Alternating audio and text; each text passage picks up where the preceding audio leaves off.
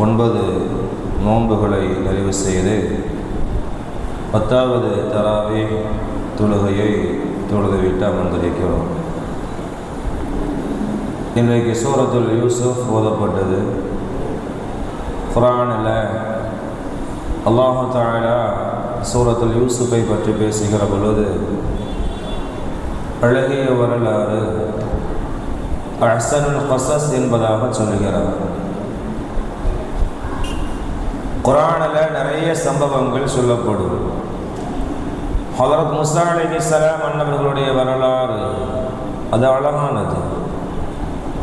இப்ராஹிம் அலைஹிஸ்ஸலாம் அன்னவர்களுடைய வரலாறு அதுவும் அழகானது.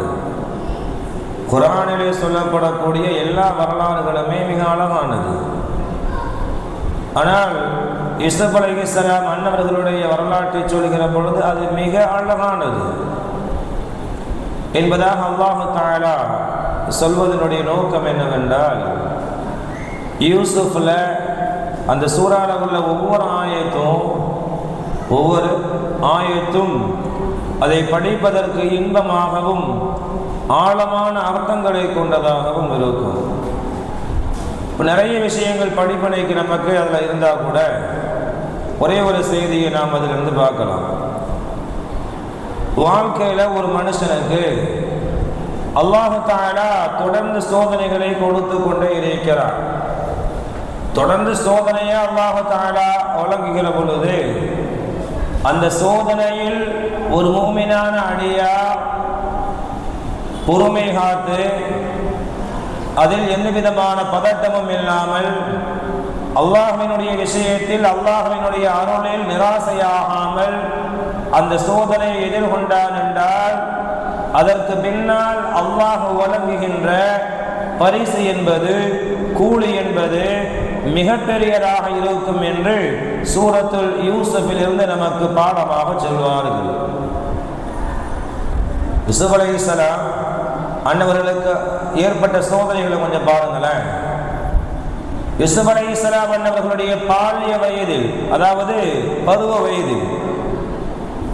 வயது கூட வரல, சின்ன பிள்ளையா இருக்கும் பொழுது யூசுப் அலைஹிஸ்ஸலாம் அன்னவர்களுடைய முதல் சோதனை என்ன?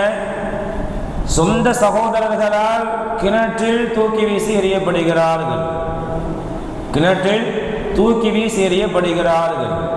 முதல் சோதனை இது.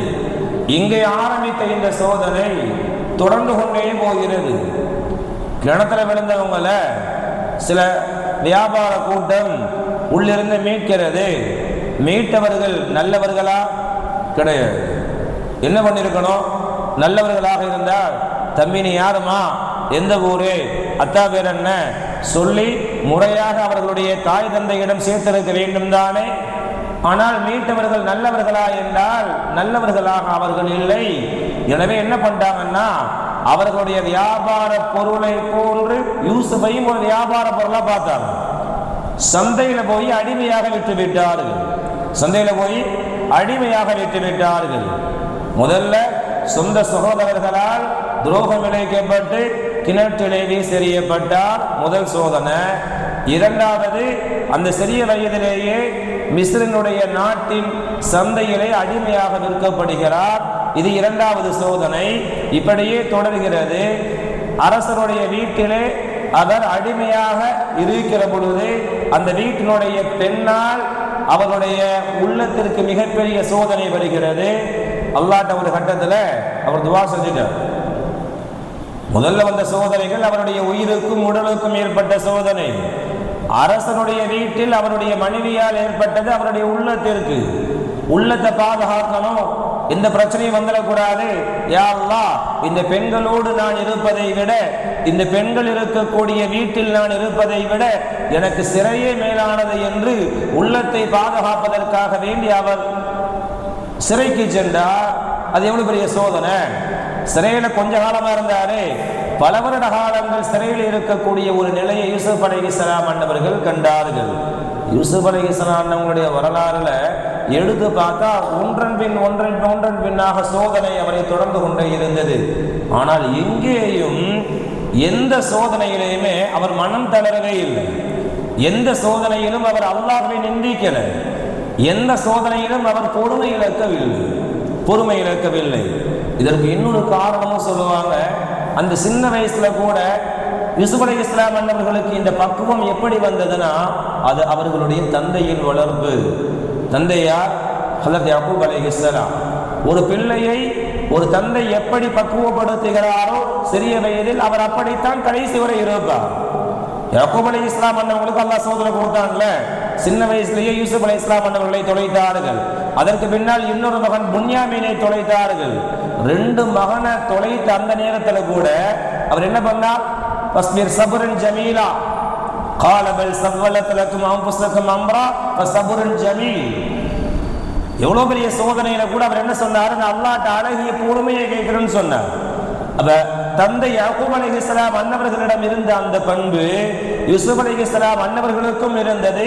தந்தை புகட்டிய அந்த பண்போடு யூசுஃபும் பொறுமையாக இருந்தார் எல்லா விதமான சோதனையிலும். இதற்கு இறைவன் கடைசியாக கொடுத்த பரிசு என்ன? எல்லா சோதனையிலும் அவர் பொறுமையாக இருந்து வெற்றி கண்டாரா இல்லையா?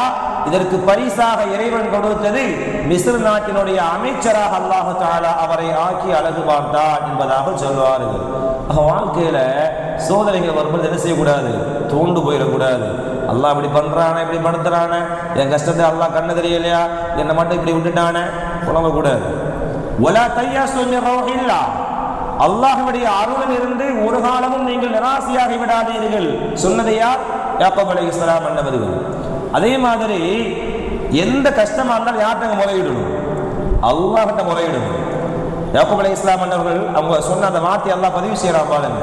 قال انما اشكو بثي وحزني الى الله, நான் என்னுடைய கவலைகளையும் துக்கங்களையும் என்னுடைய ரப்பிடத்திலே நான் முறையிடுகிறேன் என்பதாக சொன்னார்கள். மற்றவங்கள்ட்ட போய் புலம்பல, மற்றவங்கள்ட்ட போய் உட்கார்ந்து உதவி கேட்கல. நம்ம வாழ்க்கையில என்ன கஷ்டம் வந்தாலும் யார்கிட்ட சொல்லணும்? அல்லாஹ்ட்ட சொல்லணும். அல்லாஹ்விடம் முறையிட வேண்டும். ஏனென்றால் ஒரு சோதனையில் அந்த பிரச்சனையை நாம் எப்படி கையாளுகிறோமோ அதன்படிதான் அல்லாஹ் தஆலா அதற்குண்டான வழி அமைச்சு கொடுப்பான். எப்படின்னா, ஒரு பிரச்சனை வரும் பொழுது நீங்க அல்லாஹ்ட்ட போனீங்கன்னா, அல்லாஹ்ட்ட முறையிட்டீங்கன்னா, அல்லாஹ் தஆலா அந்த வழியை, அதாவது அந்த பிரச்சனையை தீர்க்கக்கூடிய வழியை அல்லாஹ் தஆலா என்ன செய்வான்? உங்களுக்கு காண்பிப்பான். நீங்க அல்லாஹ்வை விட்டுட்டு படைச்சவரை விட்டுட்டு படைப்பினங்கள்ட்ட போனீங்கன்னா, என் வீட்டில் அந்த கஷ்டமா இருக்குது, இந்த கஷ்டமா இருக்கு, எனக்கு உதவி செய்யுங்க அப்படின்னு சொல்லி படைப்பினங்களிடம் சென்றால் அல்லாஹ் தஆலா கடைசி வரை என்ன செஞ்சிருவான்? நம்முடைய வாழ்க்கையை படைப்பினங்களை நம்பியே வாழக்கூடிய ஒரு வாழ்க்கையை அல்லாஹ் தஆலா என்ன செஞ்சிருவான்? கொடுத்து விடுவான். எனவே எந்த நிலையிலும் நாம் நம்முடைய தேவைகளை, நம்முடைய குறைகளை, நம்முடைய கவலைகளை பிற மக்களிடம் சொல்வதை விட அல்லாஹ்விடம் நாம் சொல்லுகிற பொழுது அல்லாஹ் தஆலா அதை நீக்குவதற்கு தகுதியானவனும் அவன்தான், அதற்கு பதிலாக சிறந்த கூலியை கொடுப்பவனும் அவன்தான். யூசுப் அலைஹிஸ்ஸலாம் அவர்களுக்கு என்ன கூலி கொடுத்தான்? மிஸ்ர் நாட்டினுடைய அமைச்சர் அவர். கடைசி அவர் சொல்லக்கூடிய வார்த்தை தான் ஹைலைட். என்ன சொல்லுவார் தெரியுமா? அல்லாஹ் தஆலா நாங்கள் பொறுமையாக இருந்து இத்தனை சோதனைகளை கடந்ததற்கு அல்லாஹ் கத் மன்னல்லாஹு அலைனா, அல்லாஹ் எங்களுக்கு அருள் புரிந்தான். இன்னஹு மய்யத்தகி, இதுதான் விஷயம். இன்னஹு மய்யத்தகி வயஸ்பிர், யார் எந்த கஷ்டம் வந்தாலும் அந்த கஷ்டத்திலே அல்லாஹ்வை அஞ்சி வயஸ்பிர் பொறுமையாக இருக்கிறாரோ ஃபஇன்னல்லாஹ லா யுதீஉ அஜ்ரல் முஹ்ஸினீன், இப்படிப்பட்டவர்களுடைய உபகாரிகளுடைய கூலி அல்லாஹ் தஆலா வீணாக்குவதில்லை. அல்லாஹ் தஆலா அவரை உயர்த்தி சிறப்புப்படுத்துவான் என்பதாக யூசுப் அலைஹிஸ்ஸலாம் அவர்கள் சொன்ன வார்த்தை நமக்கு உணர்த்துவது என்ன? நாம் வாழ்க்கையில் கஷ்டங்களை சந்திக்கிற பொழுது, நஷ்டங்களை சந்திக்கிற பொழுது அதில் முதலில் பொறுமை வேண்டும், பதட்டம் கூடாது. இரண்டாவது என்ன? எவ்வளவு காலம் அது போனாலும் கொடுத்தவன் அல்லாஹ், அவன் நீக்குவான் என்ற நம்பிக்கை வேண்டும். இது இரண்டாவது. மூன்றாவது என்ன? அந்த நம்பிக்கையின் அடிப்படையில் அல்லாஹ்ட்ட சொன்னாதான் அல்லாஹ் அதை நீக்குவான் சொல்லி அல்லாஹ்விடம் அதை நாம் முறையிட வேண்டும். இந்த மூன்றையும் கஷ்டகாலத்தில், சோதனையில் இந்த மூன்றையும் நாம் பின்பற்றினோம் என்றால் அந்த சோதனைக்கு பதிலாக இந்த உலகத்திலே அல்லாஹ் நமக்கு வழங்கக்கூடிய கூலியும் பரிசும் மகத்தானதாக இருக்கும். அதைத்தான் யூசுப் அலைஹிஸ்ஸலாம் அவர்களுடைய வாழ்வின் படிப்படையாக இன்ஷா அல்லாஹ் இன்று நாம் எடுத்து செல்வோம். அல்லாஹ் தஆலா அப்படிப்பட்ட மக்களாக எல்லா நிலைகளிலும் அல்லாஹ்வை சார்ந்து வாழக்கூடிய மக்களாக, சோதனைகள் வருகிற பொழுது அந்த சோதனைகளில் பொறுமை காக்கக்கூடிய மக்களாக அல்லாஹ் நம் அனைவரையும் ஆக்கி அல்புரிவானாக. அஸ்ஸலாமு அலைக்கும்.